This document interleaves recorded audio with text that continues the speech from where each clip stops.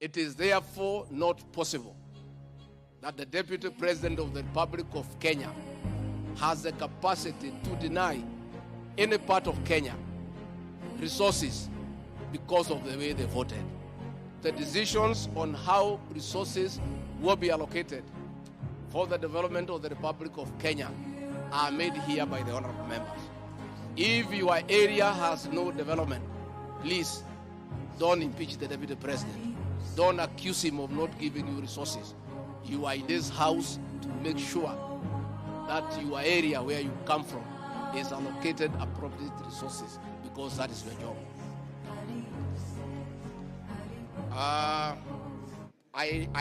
The agreements are attached, therefore I don't want to go into them. Deputy President for all of us. He was not the Deputy President for Central Kenya. But every pronouncement, every time he stood in public, every time he appeared in public, he appeared only to be advancing the interest of his region and his people. That is the reason why we impeached Rigathi Gachagua. So you cannot have similar conduct from members of my party who have joined government. That every time we see you in public, you are only speaking in terms of the so-called development that has come to your people. You understand? And we wove into this MOU. I'm telling you, people need to give me time to read this thing word for word for them. We wove into this MOU a provision here where the two leaders, President Ruto and Raila Odinga, will respect the identity and integrity of the political parties who signed this document. So when Governor Wanga speaks, and I want to address the comment that he made about Governor Wanga. First of all, it is fair for Governor Wanga to demand answers from the government on the killing of Ongondowere, because it is a responsibility of government to protect life and limb. Number two, when she speaks and she says this region, members of the public in this region belong to ODM or have supported ODM, she's defending this MOU, because this MOU requires that you protect the integrity and respect the identity and integrity of these political parties. What has happened is that under the guise of these so-called development tours, and you know everybody can see that it is politics at play, these development tours are meant to win political support for UDA in Nyanza. And that is the reason why Governor Wanga was saying, you must respect us in accordance with the MOU that you signed. So Trevor, for me, I am very clear in my mind. I am not a member of any government called broad-based. I don't know where it exists. The MOU that we signed does not establish any such government, you know. So we are very clear in our minds as the leadership of ODM. And by the way, ODM as a party, we have allowed everybody to express themselves freely. In fact, there was a memo that came from Raila Odinga's office saying the only thing that is required when we have these opposing views is respect for each other.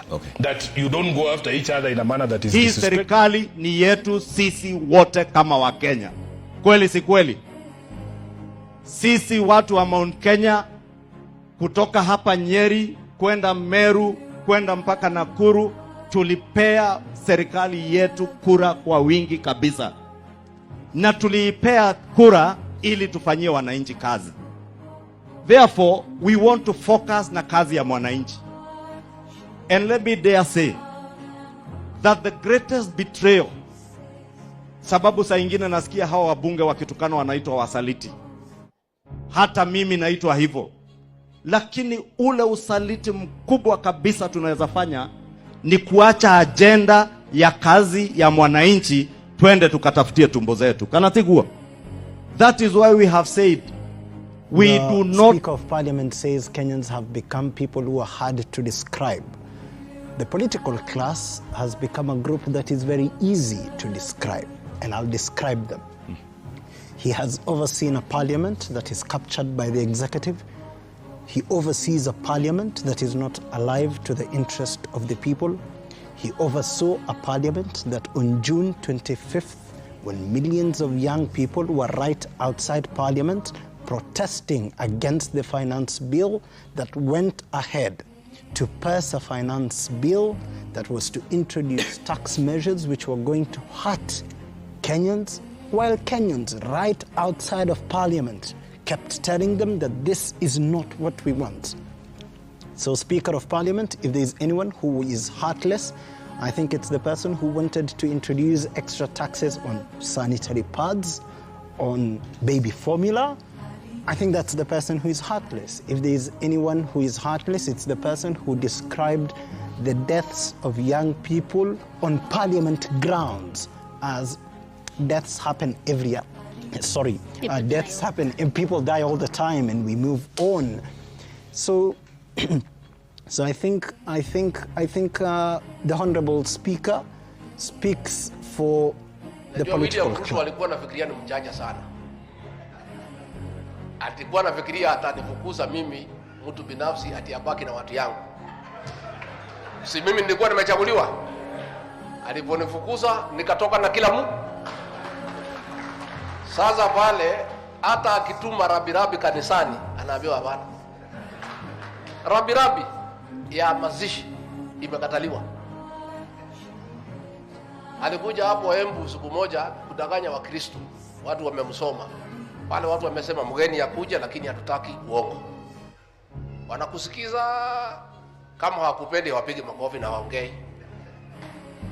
Ukianza kuongea uongo wanasimama na kuambia hapana. So alikuja kanisani Embu, ilikuwa sherehe ya askofu. Akaanza uongo ya shati inafanya kazi na manyumba. Akaambiwa na Wakristo hapana, rudisha hiyo uongo yako Sugoi, hapa hatutaki uongo. Hapa ukabani mtakubali uongo. So hata nyinyi mkuwe kama watu ya kwetu. Akija hapa na uongo, akiongea maneno mzuri msikize. Akiongea uongo msimame muambie nini? Hapa unataka uongo. So pale amekwama. Sasa kazi yake ni hii pesa umeona 1.3 trillion wametoa, wameweka kwa magunia na macontainer. Kazi yao ni kuhonga watu. Lakini mimi pale nikatangaza tufungue hoteli. Kwa sababu mimi ni kiongozi, ninajua mambo ya pesa bila naendanga. Naambia tumefungua hoteli. Hii mali ya hii mtu mchukue tu. Kule. Siku ya kufunga hoteli nitatangaza. Na pale kwetu sisi ni experts ya kufungua hoteli na we are experts. Sasa nimeona juzi kumechomeka moto hapo Kiambu. Ametumana shilingi milioni 8. Karambe kidogo tu. Sasa Wakikuyu pale kwa sababu wamechanuka, wameanza kuimba wimbo pale. Tusonge na kasongo. Sasa watu yake wamechukua video wamemtumia. Alikuwa anacheka sana, anasema mambo iko sawa sawa. Sasa kauibo kidogo tu is costing him 8 million. 8 million. Ndio watu tu waseme ndio milioni 8. By the time akizunguka hiyo mlima hata kuwa hata na shilingi 10 mbaki kwa mfuko. Na nimemwambia Wakikuyu, nyinyi hii mtu mlichagua bure. Hakuna kitu yake mlikula. Alikuja na Biblia, akasema mwadhani agosho, mkafikiria ni Mkristo, mkamchagua. Wakati imefika mkule pesa yake. Kwa sababu hamwezi fukuza mtu tu bure namna hiyo na mlimpigia kura aende tu bure, muende hasara. So tumefungua hoteli. So rais, wewe lete pesa. Hapa kwenu wamegive up. Hapa kwenu naona kama ameinua mkono. Kwa sababu ameenda Western siku 6 hajakuja hapa. Ameenda Coast mara 2 hakuji hapa. Hata kwao vitu vari haendi, wanalalamika. Alikuwa huyu mtu yenu Kafaluko, alikuwa amemwambia ati akuji hapa, ati mimi ndio nilikuwa namkataza. Tangu nitoke ni mwezi 4. Amekuja?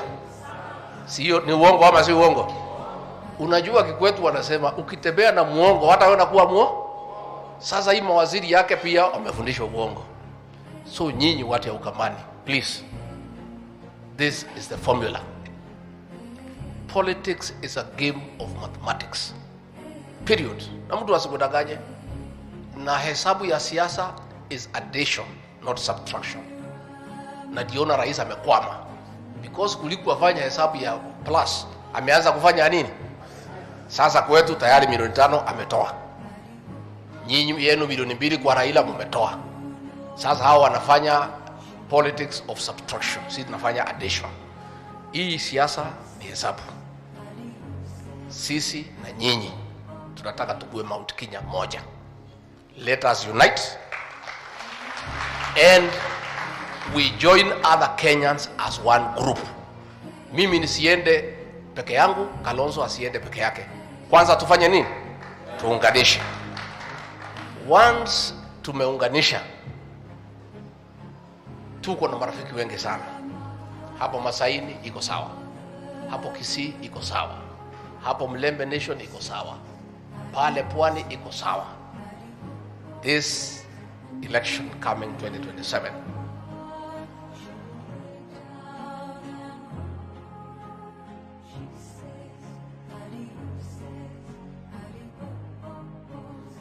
President Ruto did not know Gachagua.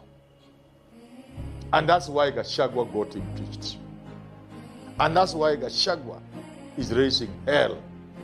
And that's why Gachagua is giving President Ruto sleepless nights. You only have to be a human being. If you are a superhuman, what Gachagua is doing means nothing. If you are a human being with intellectual challenges, what he's doing is not a problem. But if you are a normal human being, you are not intellectually challenged, and you are not superhuman, you will agree that Gachagua is causing havoc. So it is this Gachagua President Ruto didn't understand. And it is because of not understanding Gachagua that the impeachment went through. What am I trying to say? I'm saying the president was scaring Gachagua that I'm going to impeach you. And when Gachagua didn't appear to be scaring, he went ahead to put it into motion. But people have been told, we have been told, they were instructed by Ruto. So this is not far-fetched, including Glad's boss Cholet. They are saying, Rais, ukiniambia niende left, naenda left. Wakati uniambia ni impeach Gachagua, become impeach. So I'm not making up this kind of stuff. It is true. The president knew he would scare Gachagua. Gachagua didn't scare. He moved the next phase to actualize the impeachment, mobilize the troops. At that point, the president was so sure that Gachagua will know he was going to be impeached and the consequences of being impeached, that when you get impeached, you become a pariah. You lose everything. You go empty-handed. You can't run for office. Nobody would want to associate themselves with you. Ruto thought upon those considerations and seeing that the troops are ready and the numbers are ready to impeach him, Gachagua was going to resign. Because you resign, you go with your packs. Wanakwambia mzee, ilikuwa tu hiyo kutokuelewana, siasa inakuwa namna hiyo. Usijali sana. Hata hii kitu kidogo chukua endanga ukikula katika retirement yako polepole, tutaonana tu. Ta biashara kidogo hivi. Masaire ni nyuma yako, chess cars, kila kitu, package yote, retired vice president according to the constitution, kila kitu, manaina hiyo. Over behind everything else, na kitu kidogo kwa mfuko enda. That's what Ruto thought. He did not reckon with the Gachagua that is Gachagua. It is now that Ruto is seeing who Gachagua is. He miscalculated. He didn't know Gachagua.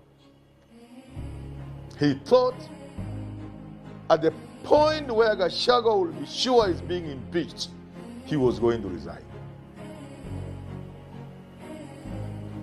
Gachagua the man.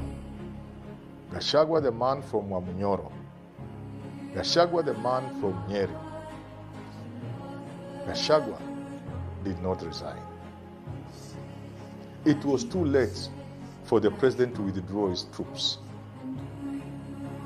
It had reached a point of no return. Remember, people were asking Gachagua, I remember even the Grand Mullah and many other people. People were asking Gachagua at the last moment, please resign before this thing goes to Senate.